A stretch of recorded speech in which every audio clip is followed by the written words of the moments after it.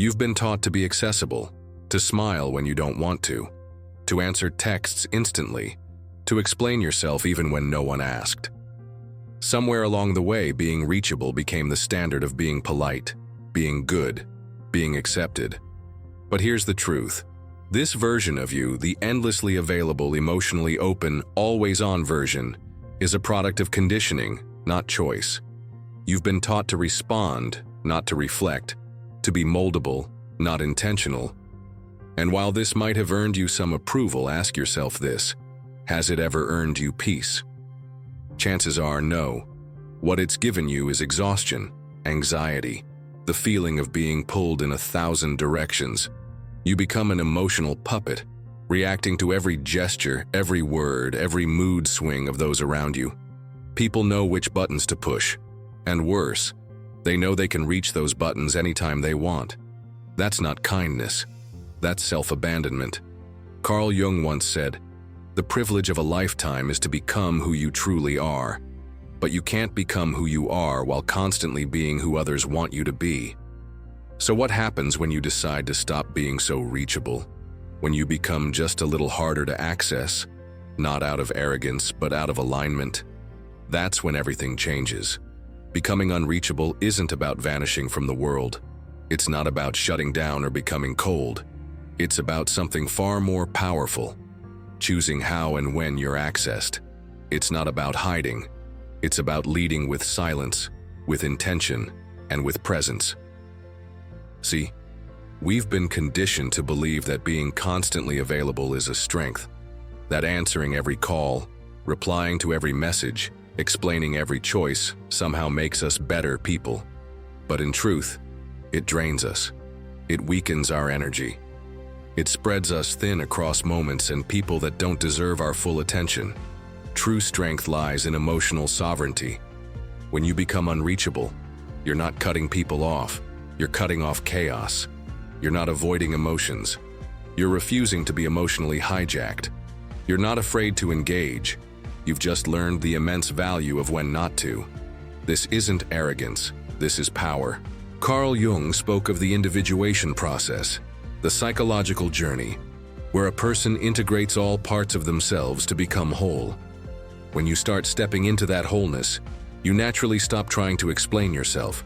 You stop apologizing for your peace. You begin to withhold yourself, not as a punishment, but as a declaration of value. Think about this. There are people who can walk into a room and shift the atmosphere without saying a word. It's not what they say, it's the energy they carry. They don't chase attention, they command it. Not through noise, but through restraint. Not through proving, but through knowing. This is what becoming unreachable creates: magnetism. Humans are fascinated by what they can't immediately grasp. What feels elusive, measured, and self-contained becomes captivating. When you stop explaining every move, when you stop showing all your cards, people lean in closer. They want to understand you, not because you ask them to, but because your silence, your calm, your detachment speaks louder than words ever could. And here's the twist. When you stop giving away your energy freely, you don't become less visible. You become impossible to ignore. The less you offer, the more they want. Not because you're playing games, but because you finally understood that mystery isn't manipulation. It's mastery. Letting go has been misunderstood for far too long. People associate it with giving up, losing, or running away. But the truth? Letting go is none of those things. Letting go is liberation. To become unreachable, you have to release the things that keep you emotionally tethered. That toxic relationship you keep justifying. That job that drains your spirit. That constant craving to be seen, heard, understood. None of it serves you. It only keeps you within reach of people's opinions, manipulations, and moods. Jung believed that the more we cling, the more we suffer. And he was right. The tighter you hold on to things that no longer align with your growth, the more they control you. The act of letting go is not weakness, it's a choice to step into your own power. Letting go of the need for validation is especially critical. As long as you need to be liked, to be praised, to be understood, you're still accessible. And not in a good way, You're emotionally available to everyone's judgment, which means you're also emotionally dependent on their approval. The moment you stop explaining yourself is the moment you start protecting your peace. You don't owe anyone a reason for choosing what's best for you. You don't have to convince anyone of your worth. People who truly respect you won't need the full backstory. And those who demand explanations often aren't looking for truth. They're looking for control. Letting go is saying, I don't need you to understand me for me to move forward. That's not a loss, that's a win. A quiet, grounded, deeply personal win. And yes, you will lose people when you do this. But here's the truth. You're not losing them. You're being liberated from them. What falls away when you step into your power is what was never meant to stay. Letting go clears space. For peace, for strength, for a version of you that no longer reacts, no longer chases, and no longer explains. In a world where everyone's talking, posting, sharing, over-explaining, silence becomes power. And when that silence is paired with strong, invisible boundaries, it creates a presence that commands respect without a single word. Silence isn't avoidance. It's not coldness or passive aggression. In its purest form, it's strategy. It's clarity. When you choose silence, you're not surrendering the conversation. You're controlling it. Carl Jung explored the unconscious mind in depth, including the masks we wear, what he called the persona. The more we perform for others, the more disconnected we become from our true selves. Silence strips the mask away. It allows your real self to breathe, to think, to respond only when necessary, not when provoked. But silence only works when supported by boundaries. And the strongest boundaries are not announced, they're lived. You don't need to post about your limits. You don't need to yell them. You show them in how you carry yourself, in how you don't respond to chaos, how you remove yourself from energy that drains instead of fuels. Most people don't understand this, but what you allow teaches others how to treat you. If you react to every dig, every shade, every manipulation, you're teaching people that they can reach you through instability. But when you hold your line with calm, people feel it. They may not like it, but they respect it. Even your silence begins to communicate something stronger than words ever could. Silence and boundaries together create emotional gravity. People sense they can't just push your buttons, that your peace isn't up for negotiation, that they can't just stroll into your world and demand an explanation or an apology. This kind of control, the quiet, anchored kind, is rare. And that's exactly why it's magnetic. You don't have to respond to every accusation. You don't have to defend your choices. And you definitely don't have to give anyone access to your inner world just because they ask. Your silence is not absence. It's dominance. There's a difference between being present and being available, and understanding that difference can completely shift how others perceive you. Presence is power. It's when you walk into a room and your energy speaks before you do. It's quiet confidence.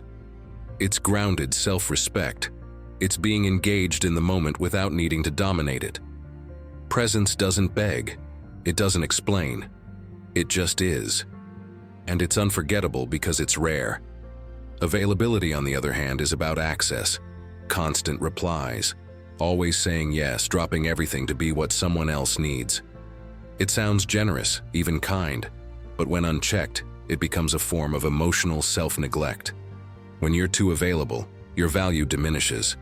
Not because you aren't worthy, but because people begin to take your presence for granted.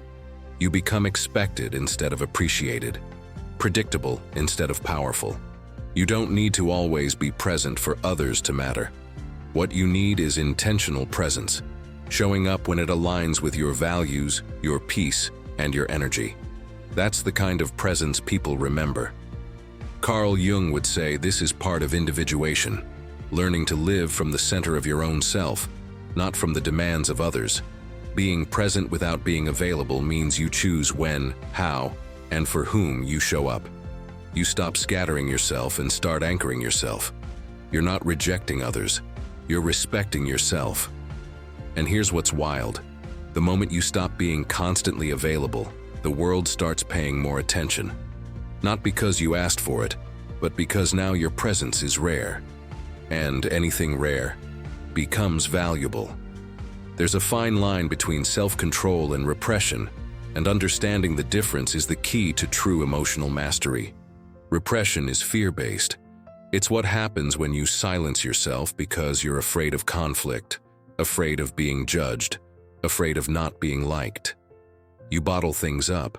You hold back not because you've made a choice, but because you feel like you have no other option. Over time, that silence becomes toxic. It builds resentment. It eats away at your sense of self. Self-control, though? That's something else entirely. Self-control is rooted in clarity, not fear. It's choosing to respond, not react. It's understanding that you don't have to give in to every urge, every emotion, every jab that comes your way. It's knowing that not everything deserves your energy, and not everything deserves an answer. Jung believed in integrating your shadow, the hidden, reactive parts of your psyche. When you're unaware of these parts, they control you. But when you understand them, you can channel them. You don't suppress the emotion, you direct it. And this is where active patience comes in. The person who practices self-control doesn't rush to correct, to defend, to retaliate. They know that time reveals truth. They trust the power of silence and the value of waiting. That patience? It's not weakness, it's strategy. So don't confuse staying calm with staying small. Don't confuse holding back with holding yourself down. The one who doesn't react immediately isn't losing control. They're claiming it. Dignity isn't pride. It's not about acting superior or being above others.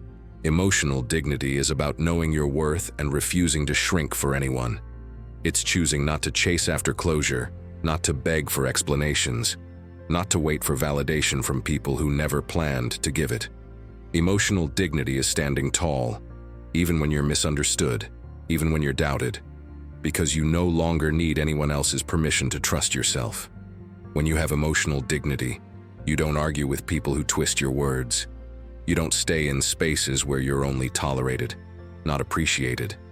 You stop explaining your peace to those who live in chaos. Jung taught that real power comes from within, from understanding and aligning with your inner truth. Emotional dignity is living from that truth. It's not about showing people your worth. It's about living it so clearly that those who can't see it simply fall away. You will lose people when you start respecting yourself like this. That's part of the process. But what you gain is so much greater: peace, clarity, and real connections that don't require constant proving. This is also where conscious rejection comes in. Not everything that looks good fits your path. Sometimes you'll have to say no to things you really want because deep down, you know they'll cost you your peace. That's emotional dignity in action. Choosing what serves your soul, not your ego. You're not here to convince the world that you matter. You're here to live like you already know you do. And when you do, the world adjusts. This is where everything shifts. Once you stop reacting to every comment, every expectation, every energy that tries to pull you out of alignment, something inside you settles, not in defeat, but in quiet power. This is freedom through self-mastery. You're no longer tossed around by other people's moods or opinions. You don't take every invitation to conflict. You don't hand out pieces of yourself just to feel included. Instead, you live from your core. You decide what matters. You choose what enters your mind, what reaches your heart, and what deserves a response. That's real control. Not over others, but over yourself. Carl Jung believed that true wholeness comes when we integrate all parts of ourselves, not just the socially acceptable ones.